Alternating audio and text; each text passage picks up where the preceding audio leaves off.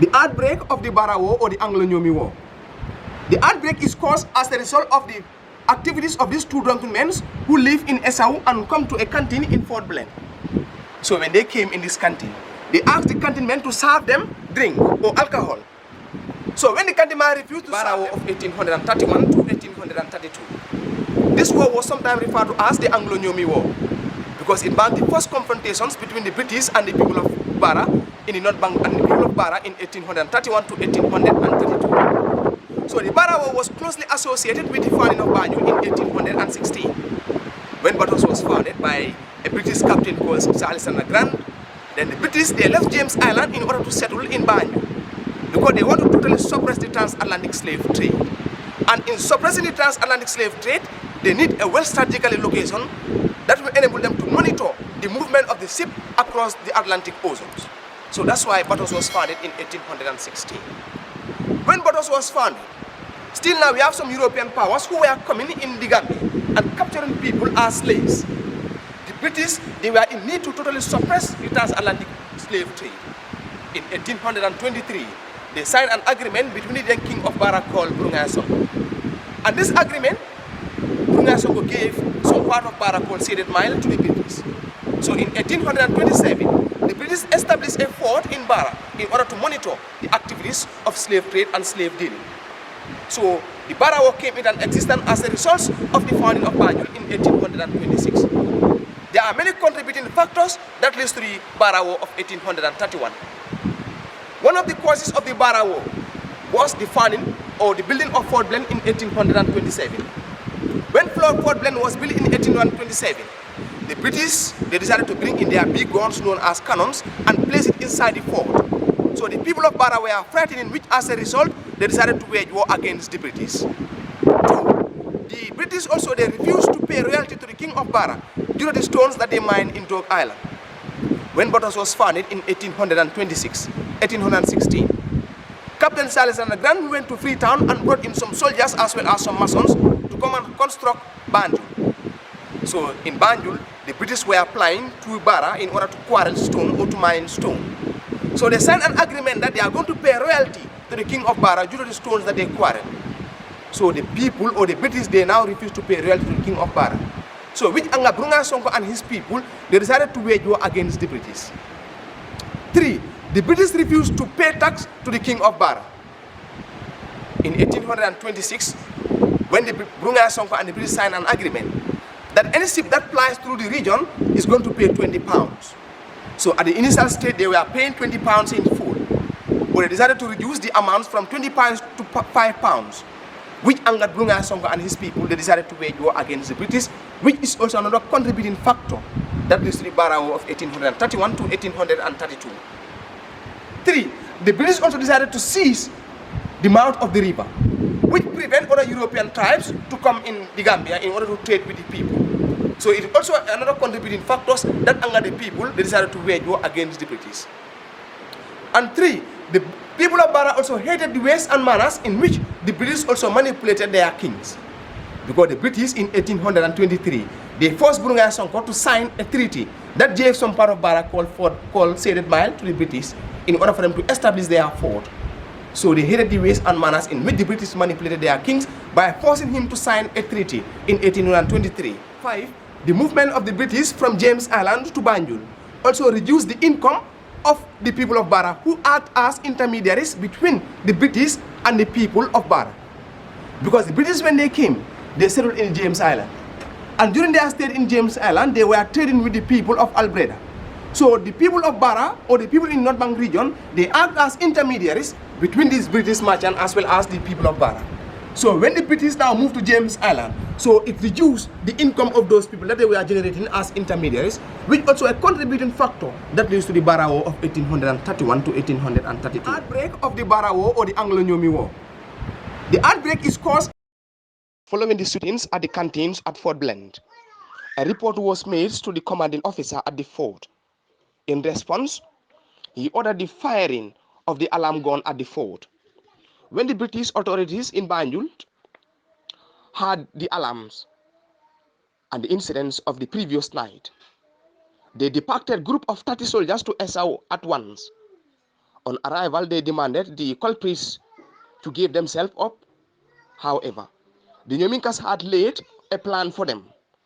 As soon as the soldiers were within their reach, they came out with the stockade and opened fire on them. The party from Banjul had retreated to Fort Glen, taking boats and run back to Banjul. The Nyominkas chased them to the fort and pursued them even in the river.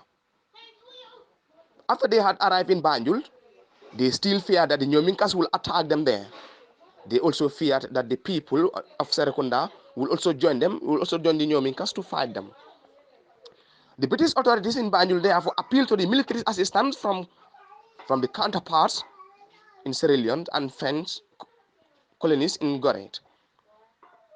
In August, the French sent their troops, which were readily under the commander of Lovels. Commander Lovels built a fort in Banjul.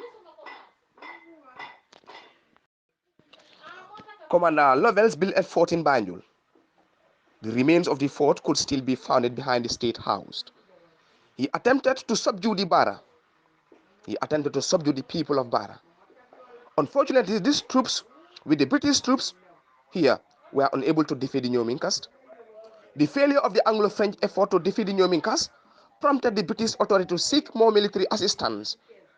In response to that, more French troops came. The French governor at Gore, Renal accompanied them. Moreover, the British troop in Sierra Leone came on the 5th of November 1831, thus strengthened a joint Anglo-French force.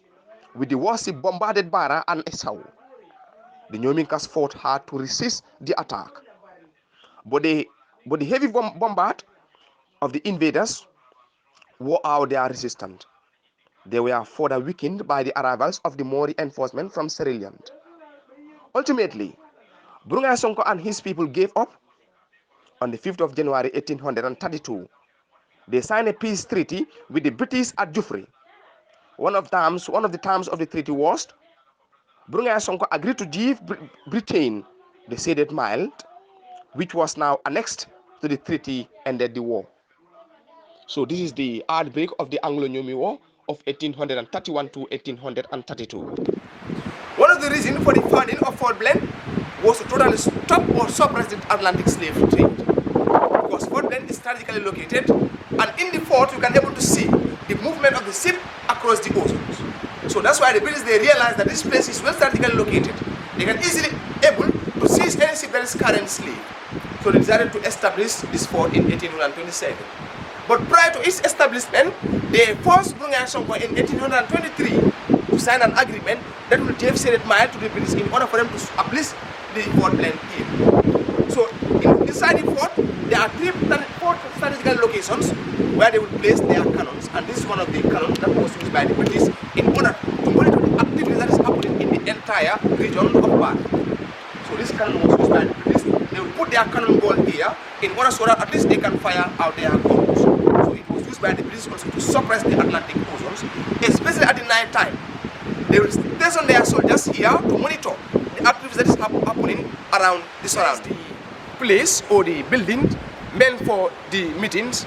For example, when the British are to have any of their meetings, they will all come back here and do their meetings. So this building is also part of the Fort Glen, because it's a building which was built in 1827. And the main purpose of establishment this place here is for the meetings to happen or to take place.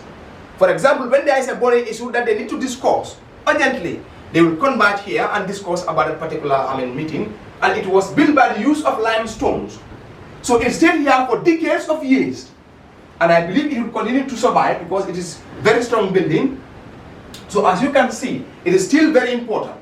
So this is the diagram used, this is the example of the fort, that is how the fort is going to be erected. And in fact, this is the exact design of the fort. So this is the style that the British used in order to establish the fort here in the North Bank region of the Gambia called Barra. So this is the design, as you can see. So this place here is where the British will station their soldiers in order to monitor the other end of the river.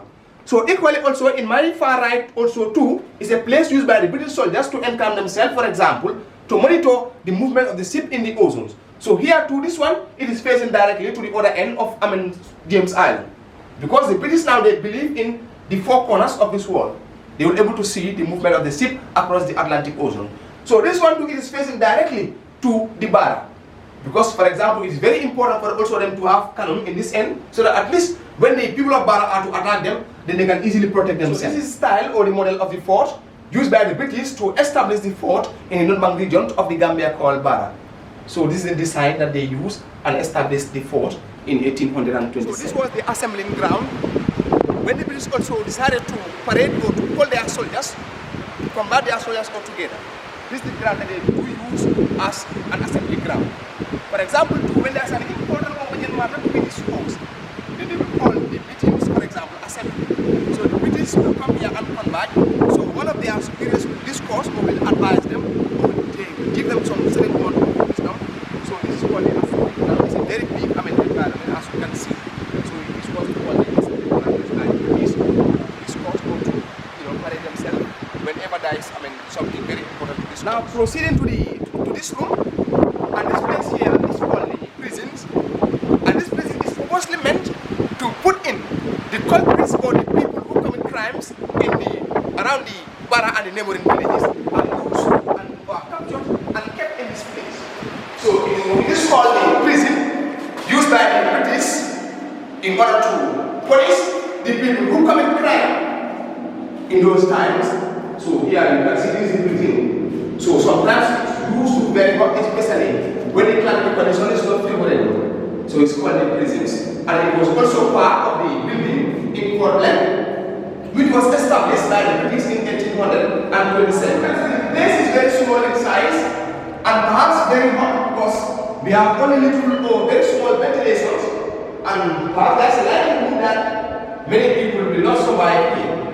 For instance, if the gate is locked, and also only few of them will be able to have air here. So this was one of the cannon ball. This was used to slot or put it inside the cannon. So it would deep fire back. And it was very dangerous because during the Barra War, many people were killed by the use of this cannon ball. As you can see, it's very heavy, and in fact, others are more heavier than this one. So it's very powerful because due to the lack of technology at that time, so they were using this as their weapons.